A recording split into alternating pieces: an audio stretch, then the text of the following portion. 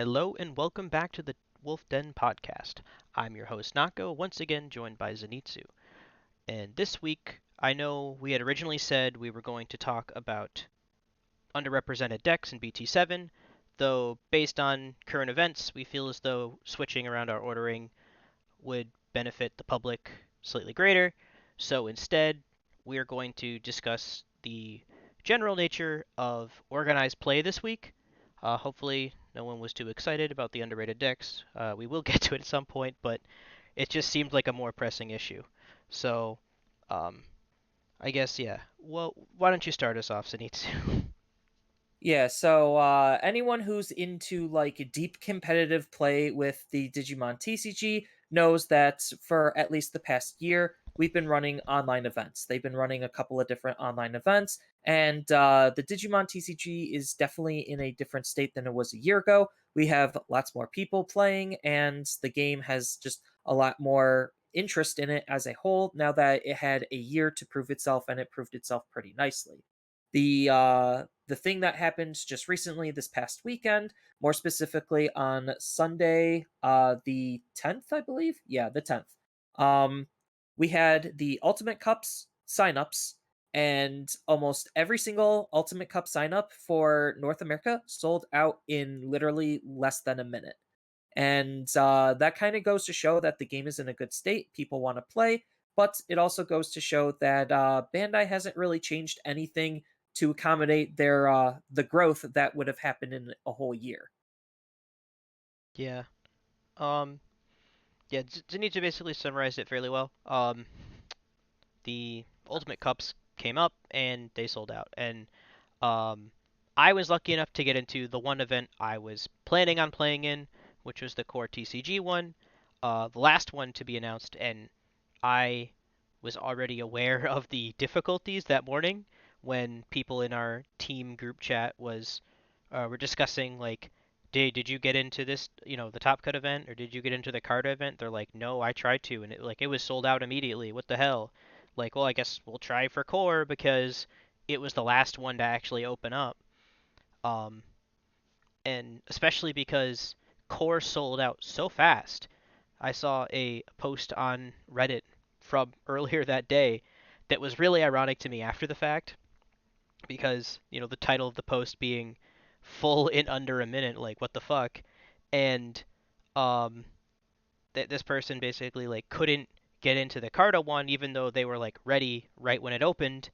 And it was just funny because I had just come from barely making it into the core TCG one that sold out in basically a minute. I think my exact transaction time was 55 seconds post like it being available.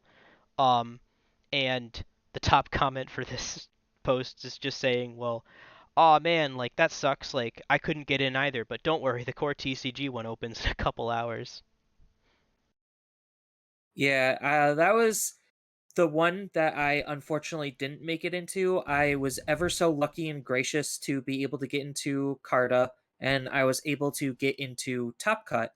Top Cuts was a little bit different because the link wasn't posted on the website, and you kind of had to be like pseudo in the know in order to realize that Top Cut opened their registration. And then once everyone knew, it was just like, okay, now it's sold out. So it took a little bit longer than the others, but I think the attention was definitely more on Core than Carta, just because Core runs a very tight ship, and their events usually are pretty fire. On top of them being US local rather than Canadian local, sending out prizes to the US, and so on and so forth. So I think a lot more people just wanted to play in Core just because of Core and the day and time slot it was at.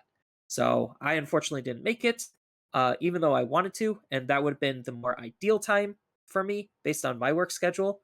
So I'm all right now in the process of dancing around things for work just to be able to play in the top cut I already paid for. Yeah, so it's just a little uh unfortunate that this kind of goes this way right now. I mean, in retrospect, after all the events had sold out, I was kind of like not super surprised actually, given that there were only three events on three different days which technically means that some people could be aiming to participate in all of them to maximize their chances of winning or doing placing well and getting these prize cards. Um, Especially even if like you're because a lot of these events I've been interested exclusively just for like the participation. Like if I do well and I get something else, it's cool. But like all of the June, July events, like the BT5 Alt Art Koromon, I mean those are still selling for like what 65, $70. So like people could literally enter and just profit. And like but besides that, I guess like I was happy with that exclusively because of its cost, I guess, its value. Yeah, I remember about a year ago, I sold my Koromons for basically that exact reason. I was just like, most of my money that I spend on Digimon and make from Digimon goes back into the game. So, like, if I do sell these cards, they'll just help pay for the next event. So it's like whatever for me. Um, but yeah, I do remember a year ago selling my Koromons for $60 each, and basically it helped pay for more events that I entered, and it just kind of helped propel my event flow going. I don't know if I'm going to try to repeat that same type of thing. Um, I don't remember how well I did in those events, but regardless, just the entry prize being literally just one promo card and then a promo pack is just good enough value wise based on the scarcity of the product and the amount of demands those cards have. Yeah. I mean, I kind of wanted to do this a little bit later, at least in my mind, just trying to structure things. But like, um, so Koromon's currently $90 actually, which is hilarious because, like I said, I have a full playset from participations exclusively. Um, I guess all mine, obviously. Like I haven't traded or bought any of them, and like just that fact is potentially part of the issue we're trying to talk about here is that like nobody can get into these events. Well, I mean, around 1,500 players did. Um, but yeah, like the fact that there's only going to be, as of right now, 1,500, give or take a little bit because it's 512 Yeah, participants 512 for times 3, max. right? Yeah. So So that's I'm just 1500. rounding down. Yeah, Well, I'm just so rounding down. I guess I feel like it would be closer to a far scarier number, especially given what I just mentioned about how insanely expensive the promos can cost. Um, I would say we're a lot closer to like an actual true 512, where people are trying to play at all three events basically. I think that's true. Like most of the time, the intention is to usually play. That's not all the case for everyone. Obviously, they just want to enter, um, do their 3 rounds, get their 3 L's, and then just move on with their day and then just bank the promo just to try to sell. Like, that's still going to be a thing, but I think the majority of players really actually want to try to play because these events are not cheap. They are $30 to enter for literally just a guarantee of a one promo and one promo pack. And yeah, that's literally all you're getting. And then the next prizing support is at 128th place, and it's literally just one more card. Granted, the Vmon is a really good card because it's the BTO3 Vmon. It's got really nice artwork. But yeah, like it's not the easiest thing to get from participation to the next step up in terms of prizing. Yeah, I wasn't necessarily insinuating that people were just gonna like play and or like buy in and not play or just play the minimum for the sake of the pack. But I feel like that's kind of a little bit of a thing.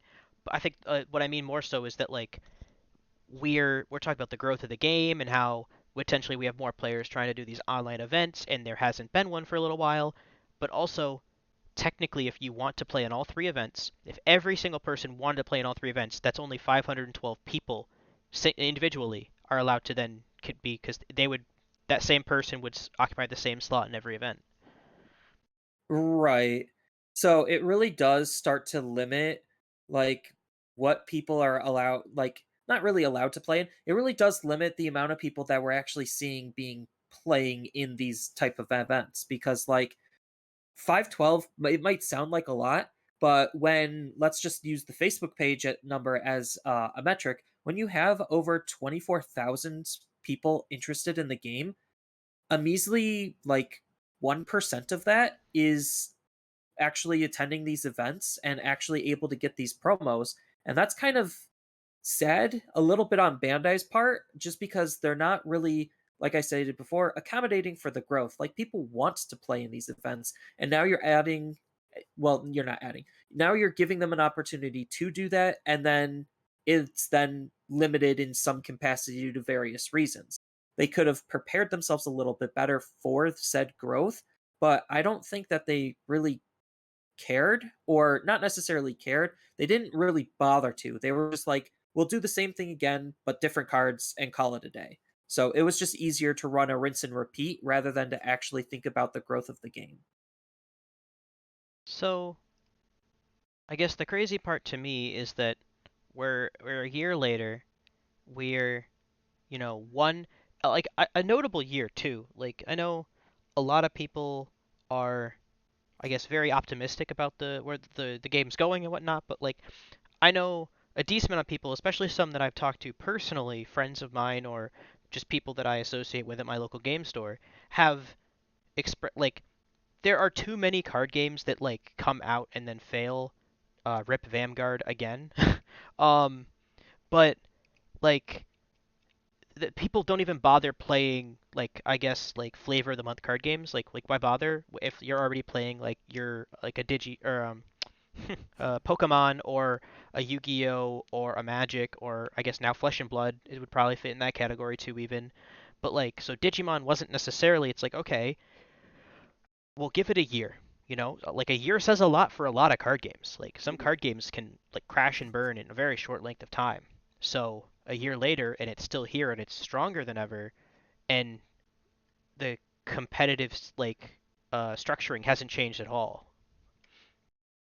Yeah, because like as of right now, they're just following the same trends as last year. Like the pricing in terms of like the support is still the exact same, the amount of players is the exact same, the amount of events I think is around the exact same, just with a different change up in TOs. I didn't see TAC in any of the lists, but that's okay. TAC clearly was not prepared for literally the biggest celebration of Digimon for that first year. No offense to Tech and anything. I just don't think that they were accommodated, and then Core had to step in to try to help them just because there was that many players. Like, there's things that could have been done to accommodate more players, and they just, I don't know, they're just not doing it. Yeah. Um I didn't necessarily want to like make it the focal point, but like I'm just interested now and I'm just looking things up. And so the first tier, so we already said like people are potentially joining for just the guaranteed value that comes with it. So like why not even play? As long as I can put in 3 rounds, I'll get up like my almost like your profit necessarily, like if you consider it an investment. Um the bottom threshold for the like events of past was so like for the September Cup it was top 64, which is it was literally just participation and then top 64. So it's a fairly large jump. Not necessarily super comparable, but the Agumon starter deck 1 from the Evo Cup from September is currently selling for $150. And that card, like, I feel like is a little outdated and kind of really doesn't even see any play anymore compared to the um, Gallantmon starter deck, Agumon, and just cards that have been released since then. Yeah, the card quality definitely has gone up, and I think they're like trying to do a better job at like making reprints of cards that matter for events. I mean, granted, at that time the game was still relatively young, where that card was somewhat decent. Um, and we're seeing like a similar thing. Obviously, the theme of all of these events have been the new Imperial Dramon stuff, because Imperial Dramon and Vmon is a very popular Digimon. And I think like just because of the sheer limited quantity of these, it's still going to be a relatively valuable entry fee, or entry prize, I mean. And that's alone just very attractive for just sellers to just come in, want to not even participate, but just get their entry prize and leave just to make something. Yeah. I didn't really. I know we were like, we were on a train of thought before I mentioned that again, but bringing in like actual costs of things, but like, um, there is I some mean, look at my innate All value. Force. Yeah. Yeah, like look at my top 8 All Force Vidramon from the Grand Prix. I don't know, they're obviously going to do another Grand Prix, but like that card is a very valuable card, and uh it just goes to show that these event cards are where a lot of money in the game is. So it just makes it very appealing for a lot of people to want to play. And the fact that we're already a year in and we're basically running wave two of all of their tournament stuff, with some of that previous like mentality kept from the previous year, makes people just really want to like just enter just to enter. The so since you brought it up, the actual there have been no sales of that card on TCG Player, but there is one potential placeholder value, potentially not, and it's 2 grand. So someone's fishing. At least like it's there. Someone could buy it for 2 grand. Um, but there have been no sales of the DC1 Grand Prix Old Force Featuremon on TCG Player at the moment. I mean, So, that's the Grand Prix because we're getting the Evo Cup Omnimon mhm. basically reprinted, same style, same everything, just Yeah, it's labeled Ultimate Ultimate Cup instead of Evo Omnimon. Cup. Yeah. Yeah, like I'm not trying to like speculate on the value of these cards, No, but but like I I like it wonder what matters. the yeah, like I wonder what the difference in terms of the price between Evo Cup and Ultimate Cup will be. I don't Like think it will be huge for a I lot of don't people. I think don't it think it will be matters. either. I think maybe Evo Cup, just because it's the first one, holds a lot more endearment. Just because it's like, look, when Digimon first started, this is what I did. Mhm. Um, so but I think were they maxed out last year? I don't even remember if they were. Maybe What do the you mean? max was like 256 instead of 512. Oh, yeah. I think so. I think they've gotten a little larger because they weren't originally 9 rounds. 9 rounds is definitely new. They were Right, that 7 or 8 happened. rounds. Yeah, that happened right I think at in the the fall. end of the yeah, at the beginning of fall, at the end of the Grand Prix Yeah, we were in is like when BT5. yeah, like that's when the player cap actually increased to 512, and I think like given the time frame between fall and spring, there's a lot that has changed and a lot of growth that's happened, and I think Bandai just needs to like accommodate for that. So I posted on Mario's comments, Mario Gaming World, for those who don't know. I posted basically a semi essay, I guess, where I went and gave him my thoughts based on the question he was asking. So the big question that he asked is like, what could Bandai do, or like, what do you think of these events selling out? And I basically responded with like, hey, they should. I don't know if increasing to 10 rounds is super feasible, just because people the time investment might be a little bit too much I'm for not a big everyone fan of 10 involved. rounds. Like 10 rounds just is like that doesn't solve the problem. Like um because I mean the way these works to make it like what table equitable, you would have to like I mean they don't double every time, right? Like but No, they would double. they would So 10 double. rounds, yeah, the 10 rounds would accommodate like a little over 1,000 players. But So that's ridiculous. Like yeah, but that for a server to do that, that's a little bit ridiculous. And like, yes, they could split the server up and run two servers, but at that point, you might as well just have 2 days. that's what Like I yeah, 2 days makes way have more sense. right. So like give each TO, because that was my suggestion. It's just like Yeah, just double it. instead of having one more hour, potentially more rounds, just have this completely separate server and run the event again and run it just as clean instead of trying to bog it down and make it things longer. Because like 10 hours is still a lot of commitment. And even though card players, if you're playing in these types of events, you're usually going to be committed to that time, it's still something not for everyone. Like, what if I have to drop out at round 7 or something due to something happening? It's like usually you want to run a more concise and tighter event, and the more rounds you add, the clunkier it gets. So my big suggestion was to split the servers, run 2 days, or not split the server, run 2 different days, give each TO a weekend, and then limit the people that could enter to only once per weekend. I mean, I guess yeah. Well, you wouldn't necessarily have to do it that way, like, because I guess the more hands on it, the harder it is to like actually manage. The easiest solution is something that would require almost no action actually on the part of Bandai. Um, but so I guess my first thought is that like definitely with the inline of like give each TO 2 days, but also like don't be afraid to put different put two tournaments on the same day from two different TOs because that'll just inherently make it easier to get into because I know um back in the day, I don't even remember exactly how long, maybe it was like July or August of last year. um One of the events I participated in, there were two tournament organizers doing them both on the same Saturday with slightly different start times potentially, but like they're independent organizers with independent sets of judges. Like they can run two events at the same time essentially.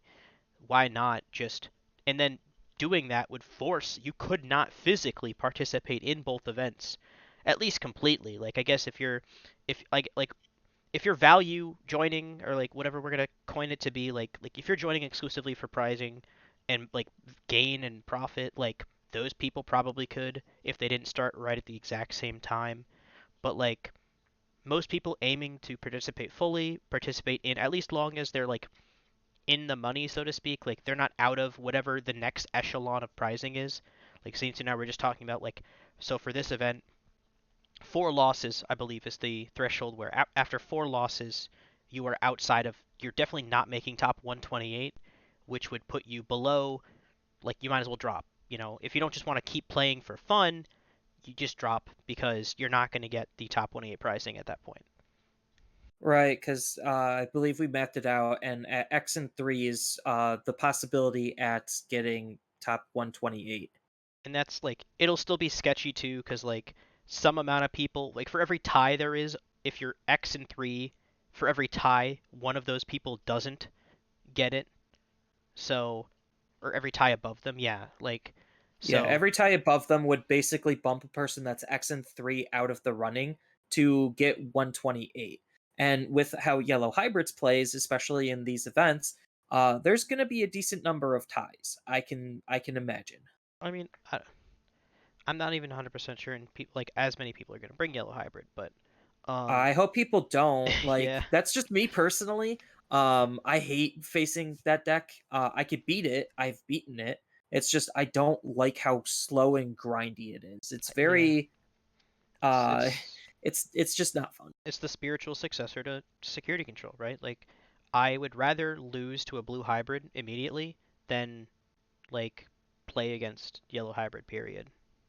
Agreed. Like as a more aggressive player, like one thing I generally think about when going into events, and this is why I'm a more aggressive player, is I don't ever want to go to time. Like going into time is just a huge hassle for not only just you and yourself on controlling the pace of your play, but also on the TOs because that's just more work and more time put into managing all of those people who are going to time. Hmm. I know this because I used to help run events when I worked for ARG. If anyone remembers ARG, I did work for them for a bit, helping them run events. And when people go to time, it was always obnoxious. Yeah, the time is meant to be a barrier. Like the fact that it is literally like you can only play until this set moment in time, it theoretically should never be reached. Or I guess preferably never be reached, not theoretically. It's meant to Right. be the utmost extreme just so that we don't have a 12-hour 8 round tournament. Exactly. And that's like the max amount of time that they want to put into the tournament, which is why I think adding more round counts just makes things more frustrating on the TO's perspective because now it's just more time investment and time commitment for them on top of like paying the judges and all that stuff. Like it is just more of a hassle. And I guess one of the reasons why I'm definitely against like more or longer tournaments too is I think Bandai, like whoever's actually like in charge or what a group of people in charge of actual like competitive organization for their card game, at least like the English scene, like the like North America, Latin America, Europe and Oceania, like for us, those of us like because we are all the same in like when our cards come out for the most part, like what we're operating with, and what rules we follow. We need to. I would implore them to like really consider what they want these events to be, because something that we alluded to in the last video that I guess is now more of a question for this next um, event is at least so these all these April Ultimate Cups, right? Three of them being sponsored in North America. Um, who cares? Because besides, like we mentioned, like prestige and money cards, they aren't worth anything. Like it doesn't mean anything.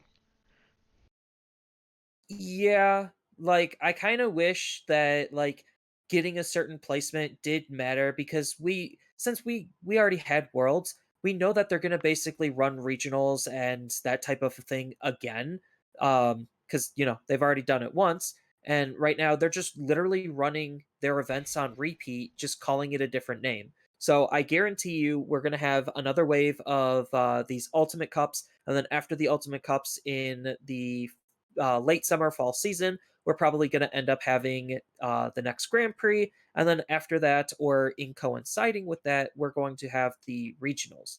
And the fact that like a person who wins a Ultimate Cup will not be able to qualify for nationals is kind of disingenuous. It kind of takes that win and kind of like sours it a little bit. Even though like yes, the prize card is worth a lot, and the prestige of winning and saying, "Hey, look, my accomplishment is cool." Um, it would be nice if that actually counted towards the greater organized play that is Digimon. Because I had to give up a regional weekend to play in the Grand Prix that I ended up topping in, and because I topped in the Grand Prix, I wasn't able to make it to the regional to potentially top that regional and get my invite. So I was a little cheesed, but like, hey, whatever. I got a nice prize card. I guess like I mean it goes into like a greater issue, but like or more like of a top down line of thinking. But so I to at least like continue the train of thought we have going before we start expanding like the Ultimate Cups like right in the text line because I remember you said like when are they going to run these and like speculating. We don't necessarily need to because it says right up at the top these will be run in April, July, and November. So they're going to be like sprinkled in throughout the year. And so, but again, we understand it. Ultimate Cups don't mean anything competitively. You could win an Ultimate Cup and not make nationals. You could win all of the Ultimate Cups and not make nationals.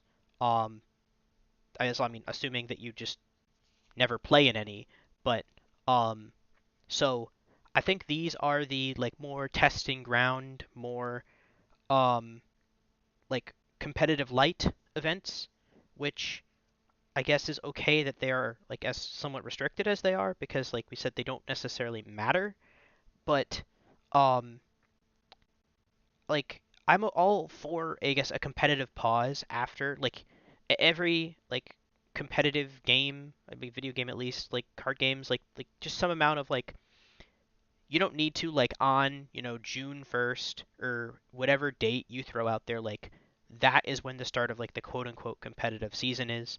So we did just have Worlds. So it's okay that in April no one's going to qualify for the Worlds or Nationals in February or March of 2023, like potentially like 9 to 10 months later.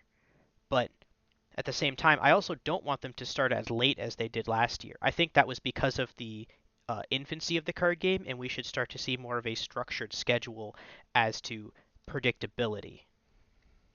Yeah, I definitely would have liked a 4 season or at least a 3 season of nationals So that way it gives as many players an opportunity to get an invite as possible. And then it also opens up to, these Grand Prix and Ultimate Cups and whatever events that they're going to hold in the future outside of those. And yeah, Digifests now. yeah, Digifests. Digifests are completely competitively neutral, right? Like just like R- these Ultimate Cups are. yeah, like it having basically the 3 season of competition all counting towards the greater like 1 season that is the break for anyone who's not participating in it. I think that would be really really nice, cuz it shows that there is more unity and cohesiveness to all of the events and to the players doing well in all of the events. I know one of the things that I mentioned about organization, at least prior to nationals, was just like, because coming from Magic, it was insane to me, like the structure that Bandai slash Digimon has operated on. Like, so, like Zenitsu mentioned, he won his GP in what, October, November? It was fifth place, but I got max prizing, so that's all That's that what I mattered mean. to So, me. okay, that's, I guess, another issue entirely. Like, you received the max pricing at fifth place, but, um, in, yeah, like, what was that? Like, October, November? I'm not sure when that It was. was October. So, like, late in the year, and it was completely irrelevant. Yet other people who won events in June received invites, or August received invites. Like, further from, like, um, the evolution, I guess, of the meta, right? Like, technically, there's a world where like you qualify from an event in August and don't touch the card game, and then you, I mean, not that you would, but like you qualified in BT4, and now you're expected to play in EX1. Like, the world is upside down compared to then. So, I don't really necessarily hope that happens this year. Obviously, a lot changes in the first year as opposed to a yearly thing, but just um like the idea that everyone qualified for the same thing and there was only one thing was just really foreign to me. And I guess it all being online just really like facilitated that. But like in Magic, there are multiple tiers of play that um allow for smoother, like, so what we consider in the online, like, Ultimate Cup or DigiFest or any of those large scale, like 500 plus player events, that's like the equivalent of like a Magic regional, and those are also qualifiers, but um like they aren't necessarily like the highest level either. Yeah, because we saw with our regionals that the level above that was nationals, and then obviously the level above that was worlds. So, like, we could have a very similar tiered structure, and we kind of do. It's just super condensed, and it kind of adds this, like, rush when there really doesn't need to be a rush. Like, I think, like, I guess given their size, it doesn't make sense if you were to compare an online, like, uh Premier Cup or Evolution Cup or whatever they want to call it as a regional, but it being online exclusively obviously makes it open to way more people. So, but like, I guess talking about like competitive organization in the greater sense of like the fact that nationals was 1 day or 2 days tech for us, 2 days for North America, um but it was a single, technically, like, what, 15 round tournament. That's disgusting. That's so ridiculous, unnecessary, really. Yeah, and like the other thing is not to like discredit people's wins or anything, but like winning based on round count is also kind of like odd. So it's like let's just say this event isn't going to change its cap. There's a high chance it's not.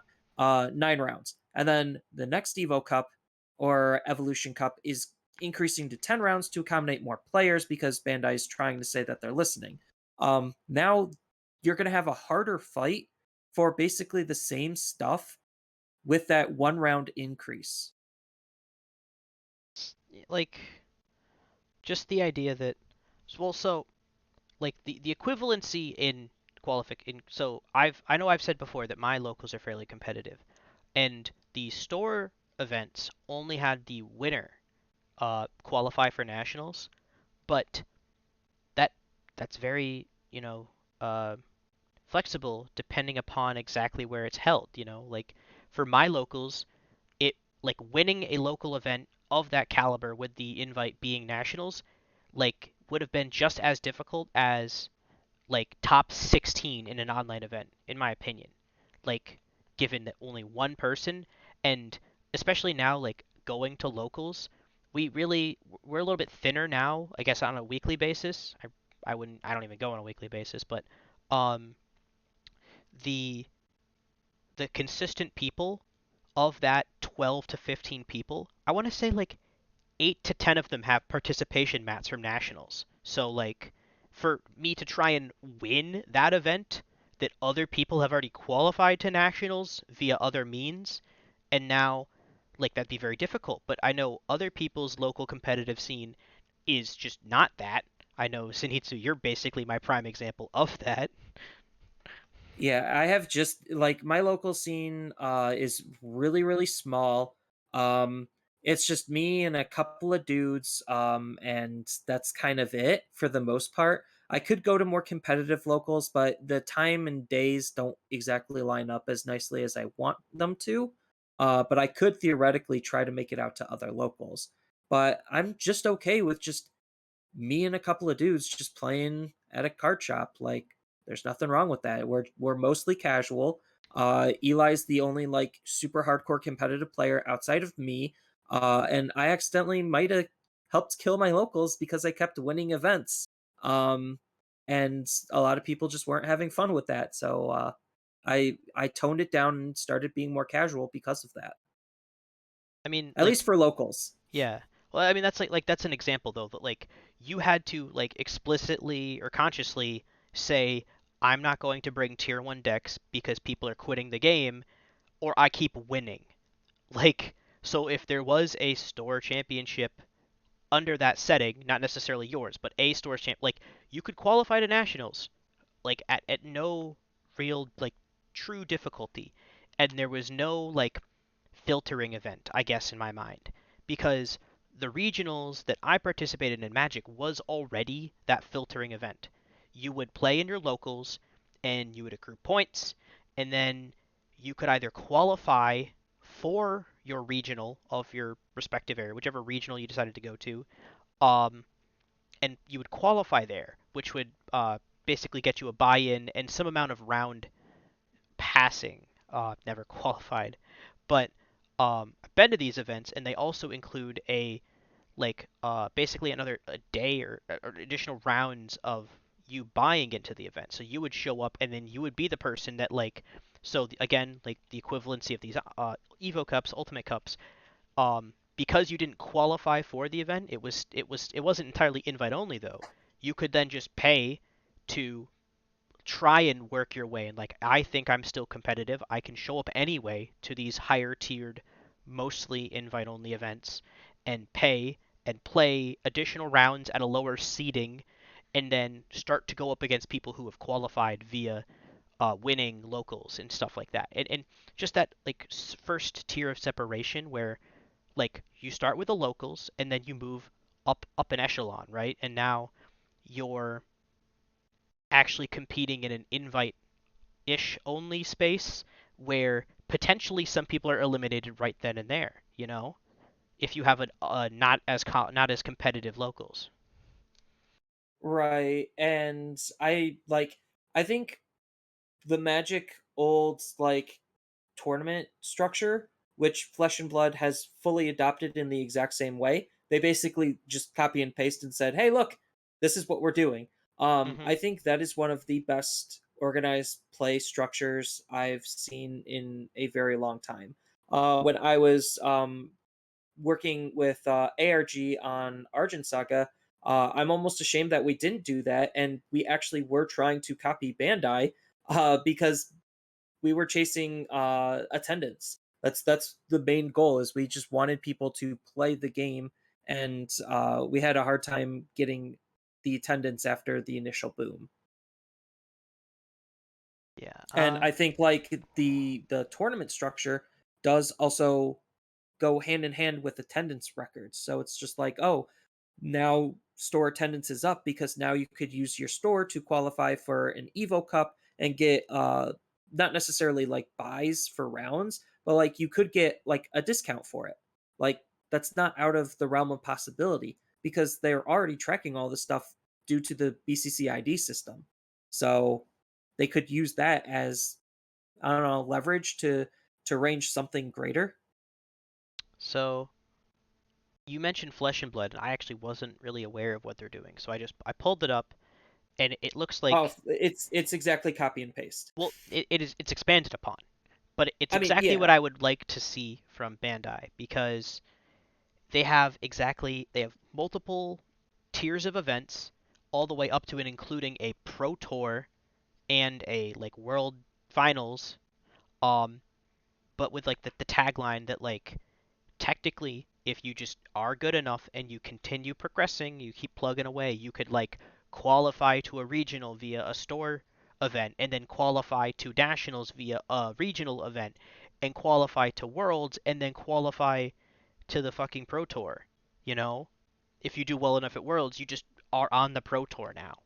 Um I don't think we need exactly a pro tour, no, I but yeah, that's yeah, just like the Magic portion because Magic has previously had a pro tour. They're now returning to a pro tour, and that's I was skimming through their new competitive system to see if there are any significant changes, but it's basically what I'm describing, right? Like you play at a local level. You encourage that like everyone's included, everyone gets to play as many people as possible level that Bandai is aiming for, especially when collecting BCZ IDs and stuff like how many people are attending, how many people are consistently attending, and then but you just have a structure other than like the widest shortest pyramid known to man where it's just straight from regional qualifier to nationals and then two people from like 10 not 10,000 like 2,000 people that go to worlds.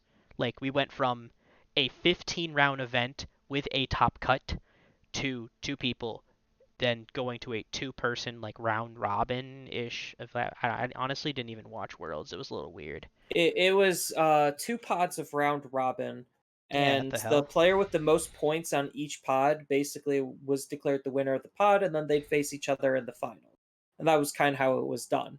And I don't necessarily think that was bad. It's just I think there's a lot of room for growth and expansion, especially with how popular the game is getting. Like I see a lot of new people joining and a lot of new people asking not really old questions, but like questions that have already had answers just because they're new, they didn't bother looking for those answers. So like there is a lot of room for Bandai to just take the game and expand upon what we already have based on the increased interest. So I guess to finish the flesh and blood thing, because I know you're still making a lot of good points. I'm just trying to keep my thoughts straight. Um, like to solve I guess the problem being so their nationals is a hard capped 100 people.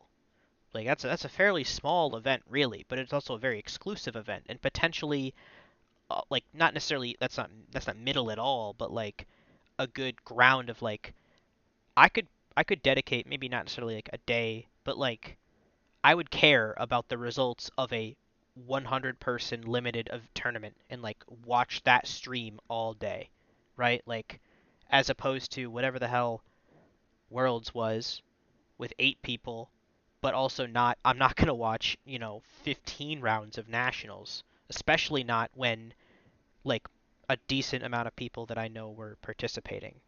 So it's just weird. Like having that separation and but I guess it goes all the way back down to where we started a little bit where like we just need more events that matter.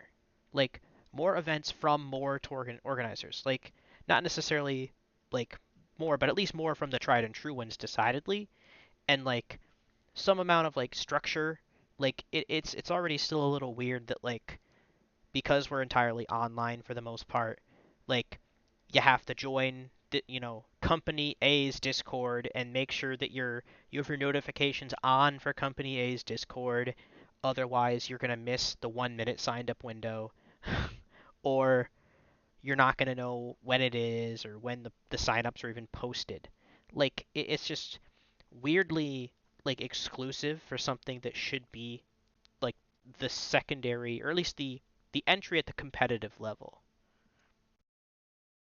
You do have a very valid point, because like I was just sitting there and I was thinking about it, and I'm just like, yeah, so if these don't matter, and I know Bandai's gonna have to like talk it out with the TOs, because stuff doesn't just magically happen. There's a lot of thought and discussion and meetings that go into some of these decisions. Um, but yeah, like they these are the lower level of their competitive Mm, events, because yeah, they don't really count towards anything grander.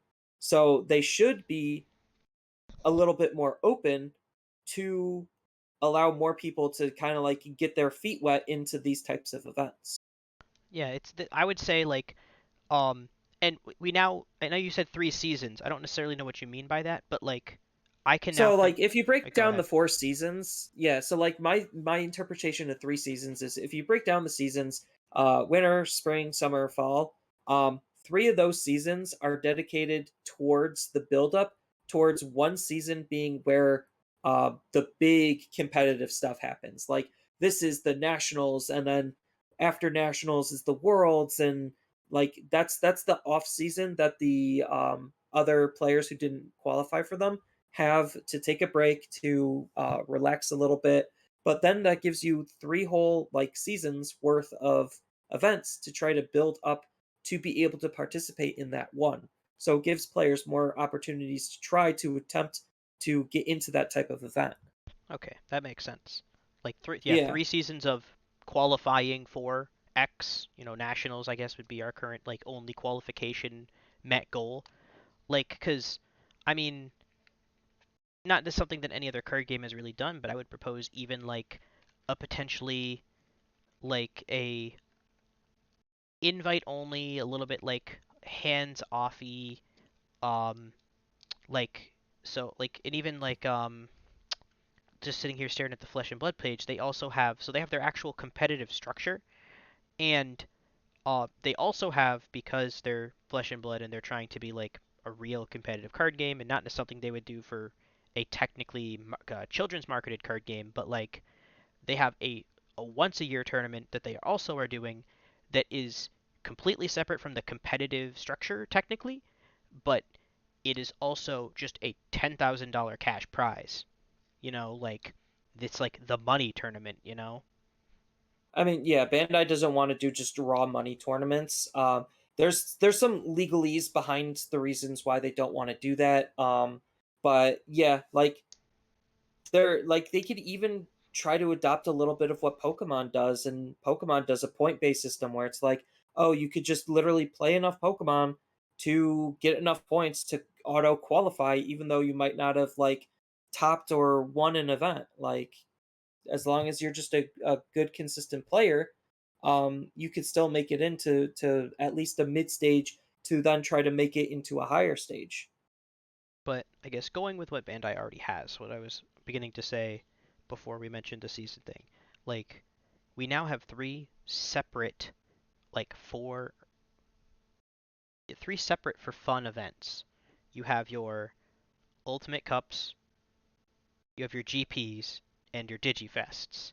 Three very real, very separate in practice and in execution as far as like buy-ins and is it online, is it in person, is it both, and like when is it held, and you could just sprinkle these in throughout. Like so we're starting now with an Ultimate Cup. These are the road like the on ramps to the competitive scene. Like I play locals and I want to play potentially in a more competitive environment. Like I'm willing to play webcam. Like why don't I try this Ultimate Cup? And I do. And So in that mindset, I would then potentially look to adopt what you had suggested initially, like where like li- limit entry by BCC ID. Oh, like you have to plug it in. You have to plug in a BCC ID to sign up for any of these events, and you plug it in and you hit enter and it says, sorry, that BCC ID is already registered for this event.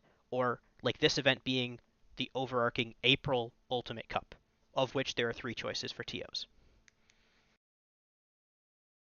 You know, Yeah, they would limit like per TO ideally because and like then just have saying more you of could them too. only yeah, like the big takeaway is they just need to do more. Like that is the big ginormous takeaway is there needs to be more. Yeah, And I don't know exactly what more looks like, at least not in Bandai's I eyes know what it because I'm not doesn't look like. Bandai. You're right, but like there needs to be just more opportunities for players to play because somebody who's just getting into the game now, as an example, is like, oh, they have a competitive scene. Sure, let me get a deck really quickly and sign up for these Ultimate Cups. And ooh, wait, they're all sold out because they sold out within a minute. Yeah, Like that just like looks really bad on them. I mean, granted, like they came late to the party, so sure, there's that. But like there should be some more events for players to come in to actually be able to play the way they want to play, like mm, in the level that they want. especially like I know for me, like I have some flexibility with my scheduling for work on weekends, but like not a whole lot. When I have to work weekends, I have to work weekends. And the fact that it was like announced and like these are the dates. There are three tournaments, you know, encompassing one weekend, and usually if I'm busy on a weekend, I'm busy all of that weekend. Um, so two of them right off the bat I couldn't do. Um, and then I managed to then switch things around so I could do the core event specifically because I like core as a tournament organizer. I also find their events, regardless of what they're hosting, to be slightly more competitively minded. A lot of like streamers slash competitive personalities prefer them, so they are innately more competitive.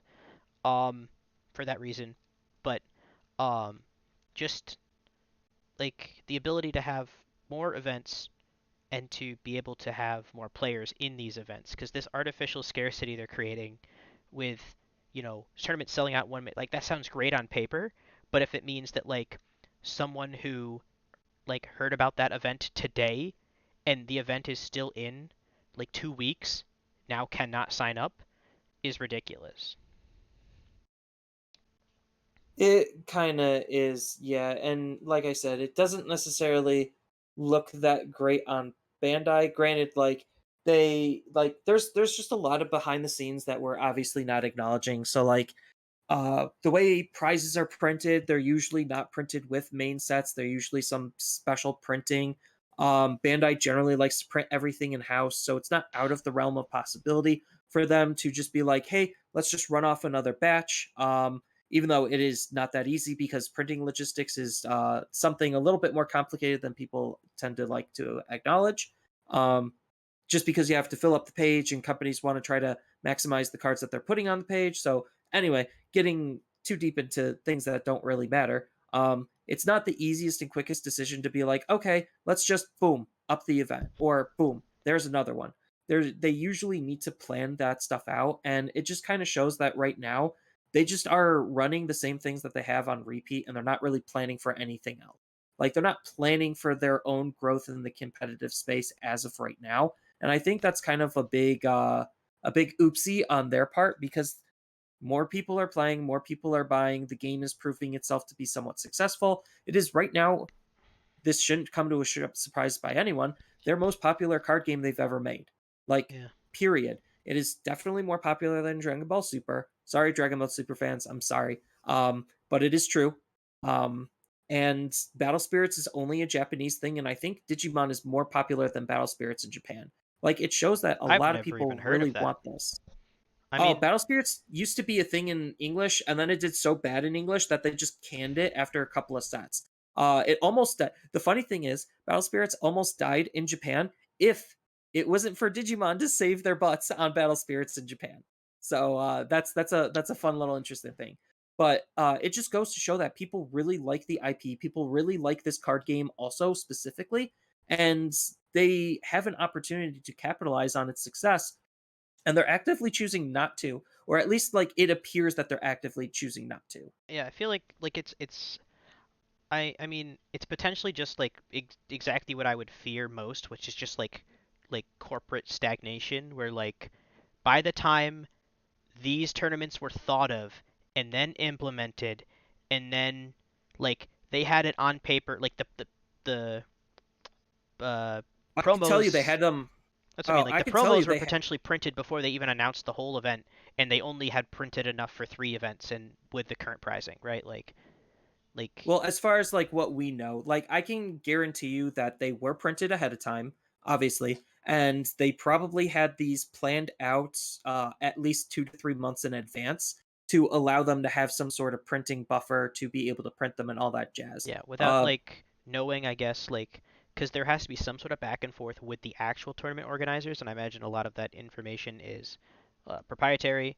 But like I imagine core TCG potentially knows about this maybe 2 or 3 weeks before we do. So Oh, like they believe me, they knew probably at least a month or two ago is when these talks were being made. I only know this because again, I used to work for ARG, not trying to like flaunt that as a thing, but like ARG used to run Bandai events. Like they were the event organizer for Dragon Ball Super. I watched that whole fallout between them and Bandai over a meeting for who was going to run regional, and that was 2 months before the regional was actually happening. yeah, like well I mean I guess then I would say like potentially we just really need like stronger like advocates like at that level where like Bandai approaches tournament organizers and says you will do the event on this day, X will do the event on the other day, and like we're gonna have 3 events total. And someone like either if that's like a collective or if they're told individually, like someone should still have the foresight to just be able to stand up and say that is not enough. We need at least four. We first of all we have what 5 tournament organizers, like 4 at the moment, major ones at least. Um, So PPG is in person for the most part, in person yeah, only. I'm not counting That is them. their that is their dedicated in person only. Yeah, I Then see we have 4. Tech. Yeah, we have Tech for this is for English Yeah, or North North America, America. by the way. Um, it is Tech, um, Top Tech. Cut, Core, and Carta Magica. Those are So yeah, we have the 4. major four that I have them all in a they have folder been in using. Discord. One folder that I call Digimon Competitive. But like, so they run regionals, that run Ultimate Cups, that run GPs. Um, like that's the for an if you're trying to participate in an online event and or qualify for nationals, like those are the only 4 so far that have run events. Um, so we have 4 tournament organizers. We have 3 events. Um, I would say at a fourth, not necessarily saying TAC should run an event. I don't necessarily think TAC should be running online events. Period.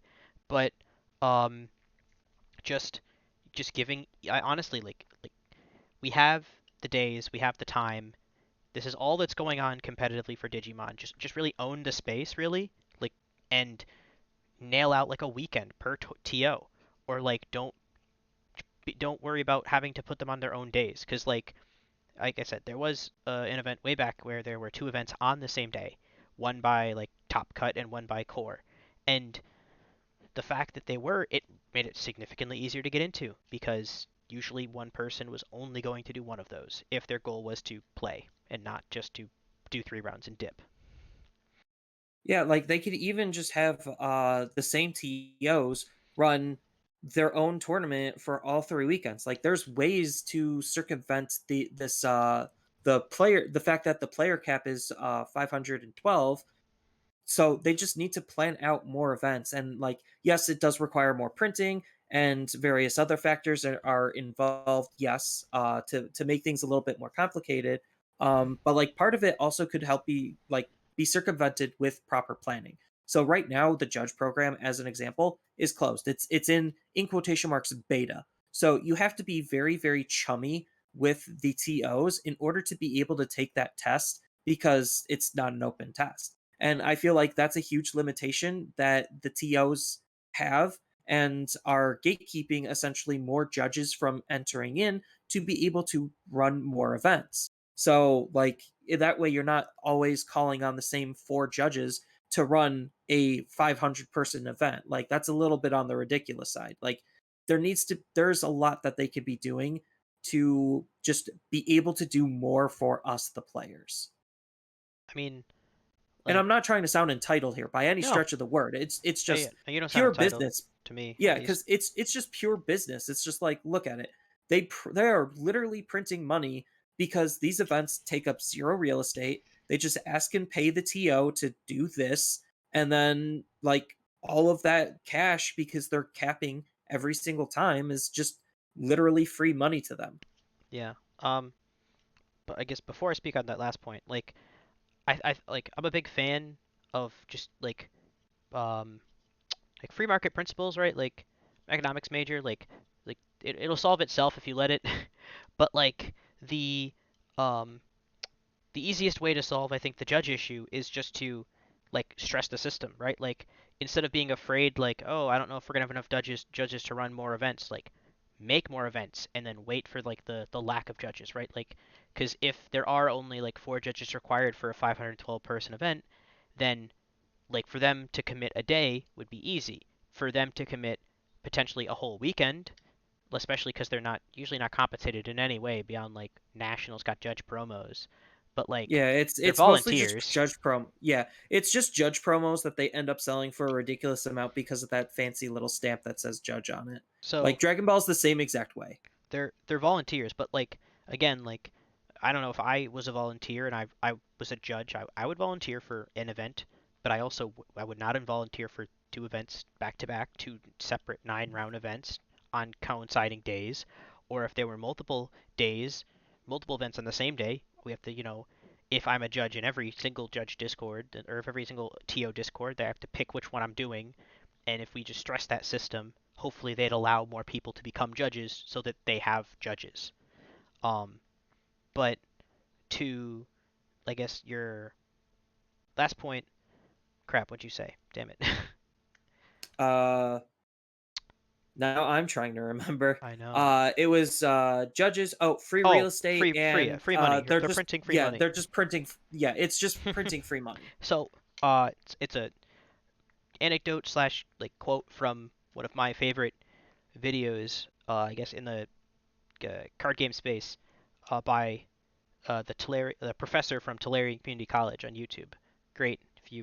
If you aren't aware of Magic at least at all, you still may be aware of him because of his presence in card game spaces. But um, he was responding to like a significant backlash that Wizards of the Coast had received for its uh, printing of a product. Basically, they made a set, Ultimate Masters, and if you pre-ordered Ultimate Masters, you received a promo uh, Jace the Mind Sculptor, which anyone who is not aware, that is a fairly expensive card in Magic the Gathering. I think at the time of that announcement, that was like a It, $200 card. Like yeah, it was. you just got that card, like, and Ultimate Master sold out immediately. Boop, click, done, gone. And a lot of people were not given the ability to purchase that and get that free Jace the Mind Sculptor. And the the professor was basically like he made a video about it, talked about the situation, but really his conclusion was, and this just something that I've remembered. It was so like monumental is that like when Zenitsu said he like printing free money is that like for Wizards of the Coast to print a basic land, or I guess so for like to just draw like bridge the gap to make the for like Bandai to print a common, or I guess in this case specifically a rare, a foiled rare. It costs them the same to print a foil rare as it costs them to print the most expensive promo card in Digimon because it's on the same paper. It's made from the same material. The only Yeah, thing that the changes only is the difference is image. the foiling. Yeah, the image and the foiling, because sometimes they do special foiling, I mean, and that is a small. minimal. It's It's a not a very thousand small premium. dollars. I promise you. No, So it's not. like Because so like the way law wise they get around it is like, look, this basic land is the same as this Jace the Mind Sculptor in our eyes. and that Like was we're just printing cards, and people are assigning value to the cards that we mhm. print. But like that was basically the exact argument that he used was that like what if we lived in a world where Wizards of the Coast could just print a basic land and ship everyone that failed to purchase this product received either like a transaction failed from like their credit card company, like 'cause there's multiple like levels of failure here because the site crashed for a little while. Some people's orders like they got emails of confirmations and never received product. They were never charged but they still received an email like multiple levels of failures here. What if all of those people with complaints, you just sent them all an island, right? Like a common card costs a cent. Well, as far as Wizards is concerned, it costs the same to print a Jace the Mind Sculptor as it costs an island because they're made on the same paper. And you could just do that. Just send everyone a Jace the Mind Sculptor and solve the problem. Because everyone would be happy if I was compensated, I guess, for like a transaction failure or I was sent an email confirmation without it ever charging my credit card and then I never received any product. They just mailed me a compensatory like Jace the Mind Sculptor. I would have been very happy with that. And they didn't. But like the metaphor holds true that like they could always print more of these promos. I know the printing space is limited, but while it is limited, they do they do have it for some amount of time and instead of printing maybe like one pack less of BT8, they just print what, how many cards in a pack? 15? Yeah. 15 promos. There you go. That's 15 more people that can participate in an online cup. So I mean, they it's have the not exactly means. yeah, it's not exactly that simple. Printing logistics is especially for TCGs is more complicated than people think, but regardless, yeah, They like have the means. It's really yeah, the like ultimate point. with proper planning, like they definitely could print more and they could allow for more space and they could just communicate with the TOs, spend a little bit more money because they know they're going to make it all back because like the events are all going to sell out. Like there's just lots of different things that they could do to just do more to help the game grow competitively, because I think that's what a lot of people are looking for after like their first initial like foray into a card game is like, cool, this is really fun. Let me up my game. Let me improve. Let me prove myself. Like that's what a lot of card game players just are looking for. I Um, mean, they're also looking for a fun game to play casually with friends too. But like there is a certain aspect that going to an event to getting a special card just has on a player.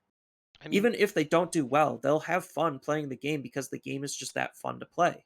yeah, like, I mean, I've been in played in many of these major events at this point. Usually like two a month I was averaging until I started up school again, and I was like one a month. But like, um, I know like even if you are someone who like you play casually, you go to locals, maybe you're in a lower competitive or you just don't know. Like you really don't know. You don't know how good you are because you only play with the same 10 people every week and maybe there's like a handful of you that have won, but you usually do really well and you just want to know how good am I actually?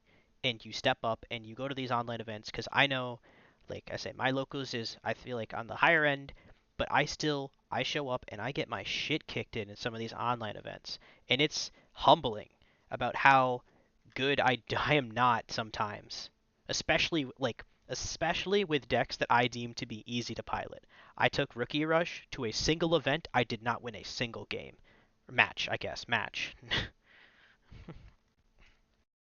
Yeah, like there there is always going to be room for improvement, room for growth, and whether Bandai actually does or doesn't do that, I'm not going to say is like going to be the lifeblood of the game or make or break anything. Like the game is doing just fine, even if they keep the status quo. The game will still be relatively successful. It's just that they could be doing more to make the game more successful.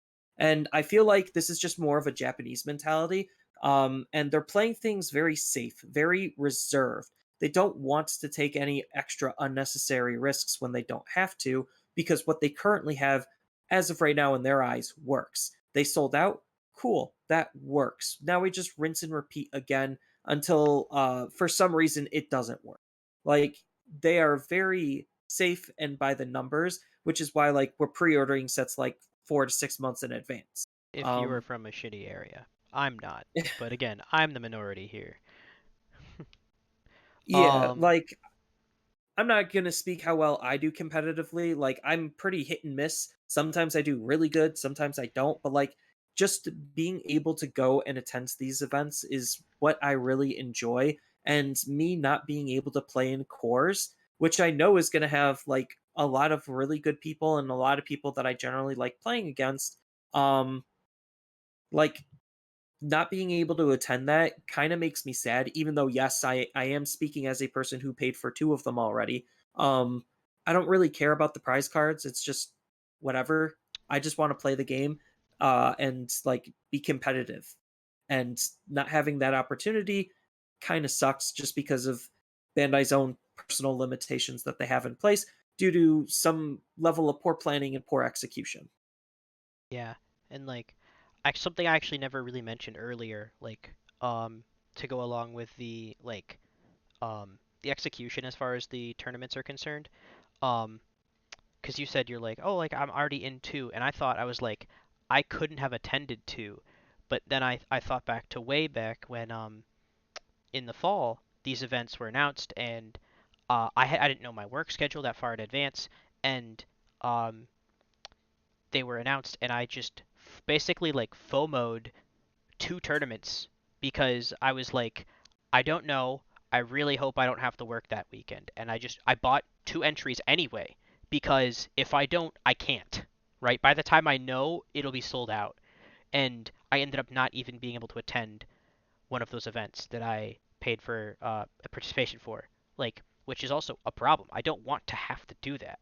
Like, I'm pretty sure I got a refund on it anyway. I know like a lot of these don't have refunds for various reasons, but like um the fact that like I even had to like send an email saying like, "Hey, I bought this and I definitely can't make it," but because of, how limited in quantity it is, like I was literally at breakfast with my girlfriend, and I was like, "Oh, okay, they go live at 9 a.m." and like I was sitting there on my phone at the table and I just bought two of them, and then just like I'll worry about it later whether I can even go because of how ridiculously restrictive they are.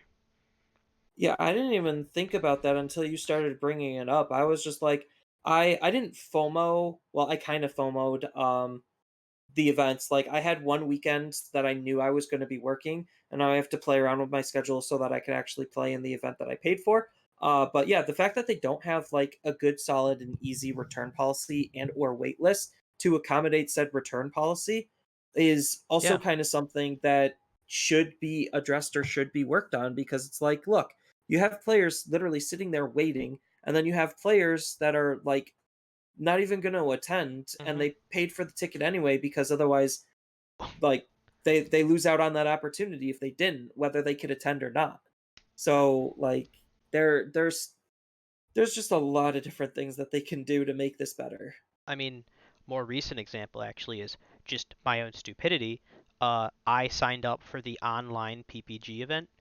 Uh, I just got the day wrong, straight up.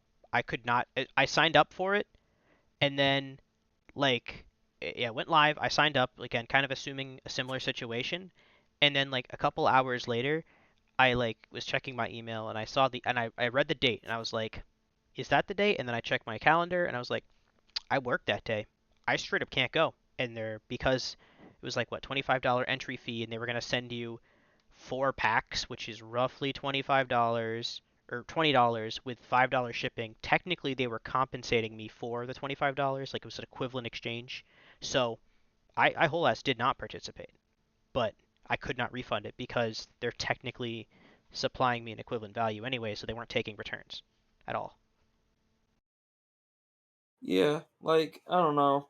It's a very deep rooted issue into just a lot of complications, and I think they should, like after this, they should be having those talks to figure out what they can do to actually grow, to improve, to offer more to the players. And like that's part of just what being a part of and making a TCG is about, is trying to support your players.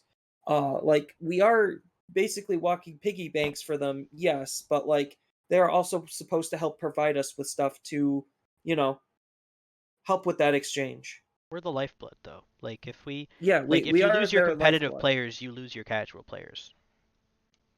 Yeah. Well, I mean, if they didn't run Evo Cups and they just had like something else, more on the local level, it's not like that I the end of mean, the world.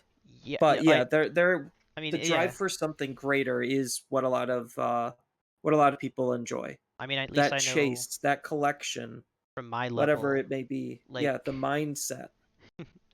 um, like if you just don't have that competitive scene, eventually those people that are like aiming for that or want that just drop out, and then well, I mean, like I said, if I took out all the people, like literally just people that qualified to nationals out of my locals, I don't have a locals. So if that says anything, like without a competitive scene, I don't even have a locals anymore because that many of us are that dedicated indoor competitive in that nature. Like like I said, 6 to 8 people. I'm not 100% sure. I know I see those like participation play mats floating around constantly, and there were of the event pack whatever that was, the participation prizes for nationals. Those were all over my local Discord for trades and whatnot. So like um, but yeah, really like um, I know we're dipping a little later than usual, but um, I feel like an actual like complete thought means more than an arbitrary length of time. Um, like so I guess where do we stand, Zenitsu? Like as far as like, you know, if someone's listening, like what do we recommend they change? How do we recommend they change it? It's like there's too many different ways to basically do the same thing. Like the only at the end of the day, Just I guess what they pick one, you really know? Like you have a direct line to Bandai. What do you say? What do we want them to do?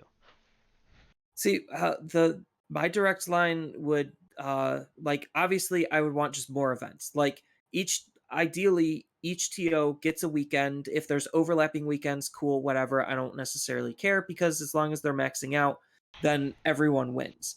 I do like the whole idea of like stressing the limits to see like where we could kind of go and what boundaries we could test with just doing more events off of these same TOs because we already have relations with them.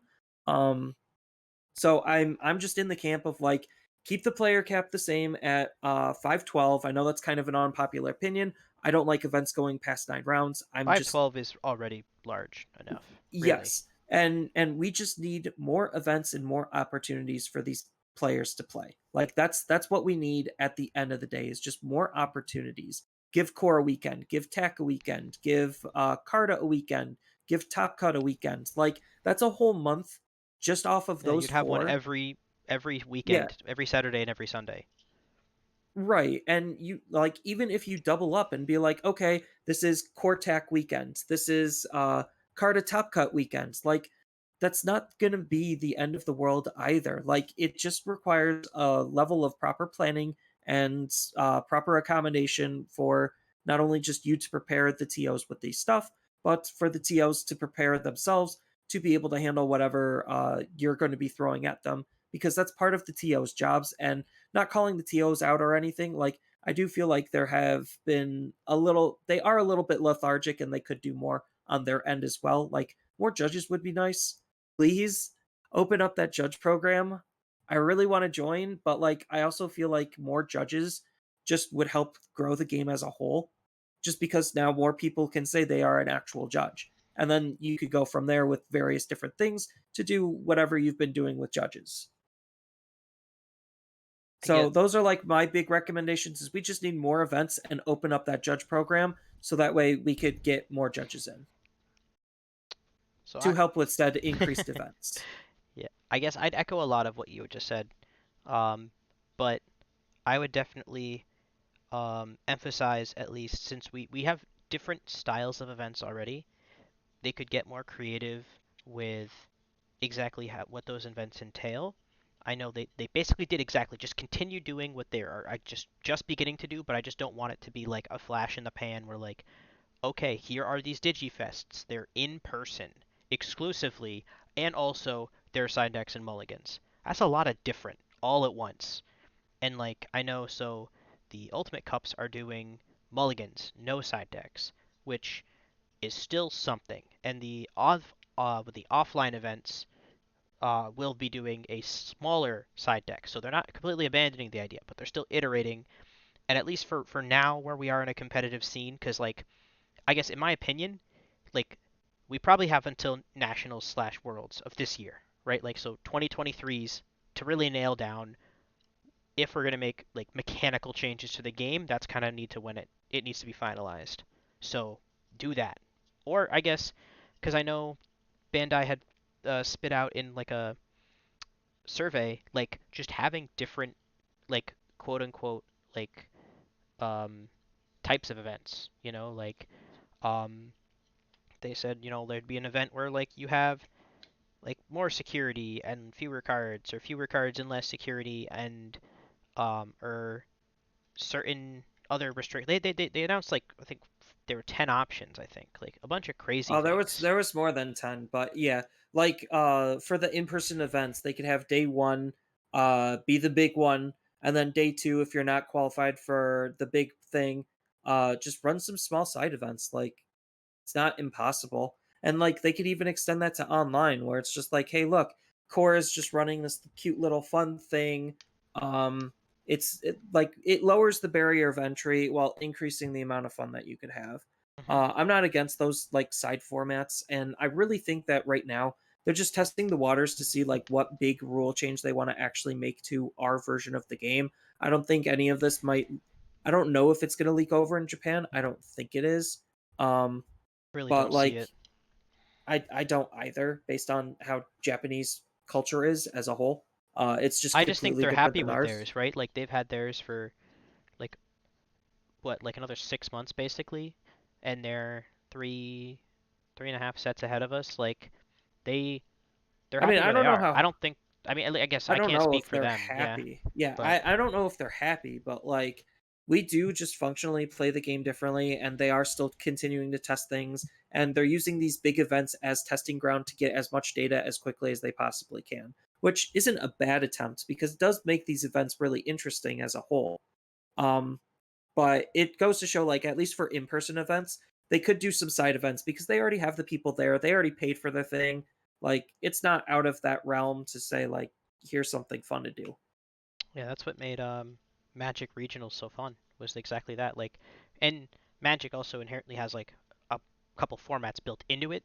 So you'd have your standard, you'd have your modern, you'd have your like I guess at this point probably be like a cider event where like it'd be like legacy or vintage, and then you'd have like commander side events or draft. Um, I mean, Digimon's not really built for many side events, and like some of those alternative formats or modified rules or whatever you want to call them don't necessarily seem like they're that great or that nah, much it more looked like they fun threw than the everything against the base. wall. They just wanted to know what would stick. Yeah, but like it goes to show that like they could still do something on the side for fun.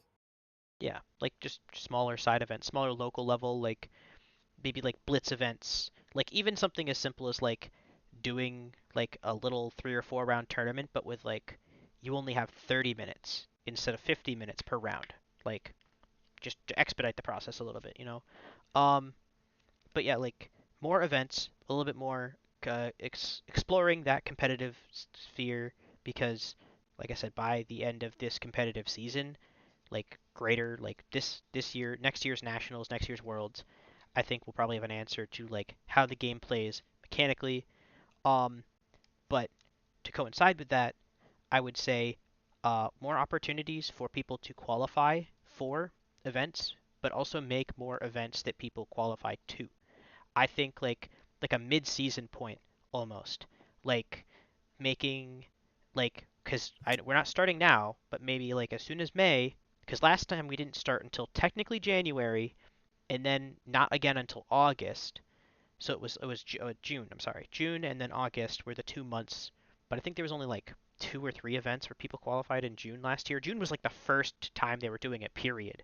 So um, just the idea that like we could have a full year's worth of structure, a full year's worth of qualifying for something, and then but having like a smaller tier, at least in North America specifically, like nationals being 15 rounds in total is disgusting. And like the fact that 512 should be the cap, kind of, period. Just like condense Well, these they could these have done down. pods. Yeah, they could have done pods for that to But try they to don't keep it need down to. rather They than just just they need one. to make them more exclusive, I think. Like at least at that level, right? Like I'm sitting I here mean, looking yeah, at Flesh and Blood saying they're only going to invite 100 people to nationals total.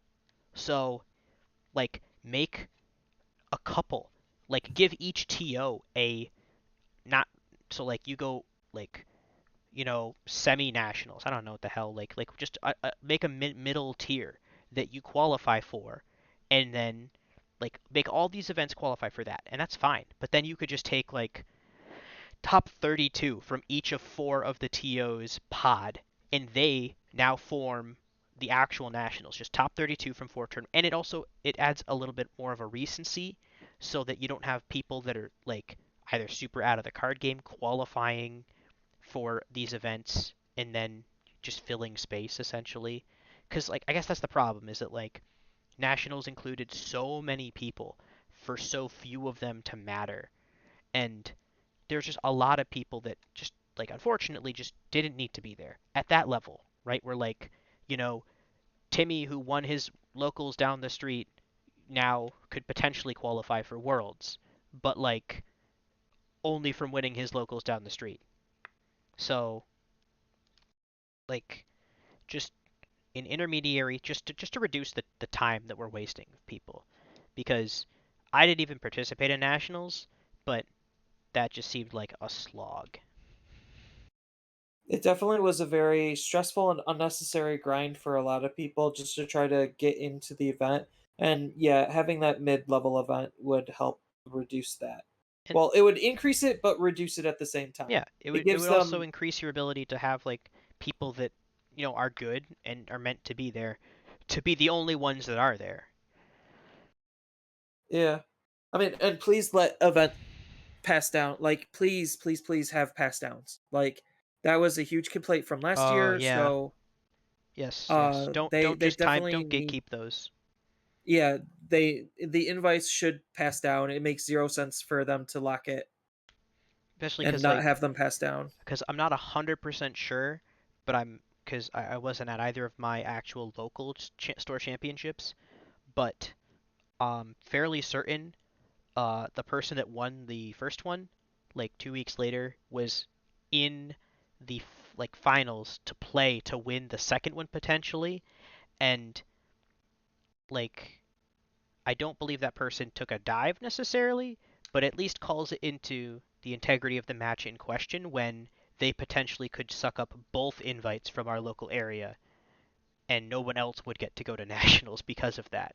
So if you know, like I said, no explicit deal was made, but like at least if I was sitting there knowing that all I'm doing is preventing someone else from attending nationals if I win, I'm inclined to lose. Right, because I think that was kind of like interesting where a lot of people were in that same kind of a camp where it's just like, look, I got to this point and now I'm gonna lose. Yeah, Just it to gives get them more of an you incentive to play too. yeah, just to get somebody else the opportunity to play. Like that was something very nice on a lot of people in the community that did that. And it shows that we are all here trying to look out for each other at the end of the day. Yeah. While trying to beat each other in the face as best as we possibly can. Yeah. That's definitely something I forgot about, is that yeah, like if especially with the prizes being as lucrative as we mentioned, especially the high up prizes being as lucrative as we mentioned, encourages people to return, and if they are that good, to return and continue to do that good and keep sucking up these higher tiered prizes, but the actual invites themselves should pass down. Like there should technically be no penalty if in theory one person could win every single online event if they're held on different days. Like okay, that's just one person sucking up all of the invites, at least at the first spot. I know more than one person's invited in local events, but or in online events, but still, like each additional top 16 that person wins just removes one person from the tournament. But you wouldn't need to do that if you just had like an intermediary level tournament. Yeah, like that's all we're really asking for is just more tournaments and more chances for us to play with an intermediary event to kind of not like And it's more weed recent, like I the said, bad players out, because but you like could have like the intermediary tournaments in like December or like January. I don't. When was exactly nationals? Like late January, early February. uh it was early February, I believe. One sec. Dun, dun, dun, dun, It's dun. like mid early February, and then Worlds was shortly after. Oh yeah, this is the actual like original announcement. Yeah, August through December was the only qualifying period, and then January, February.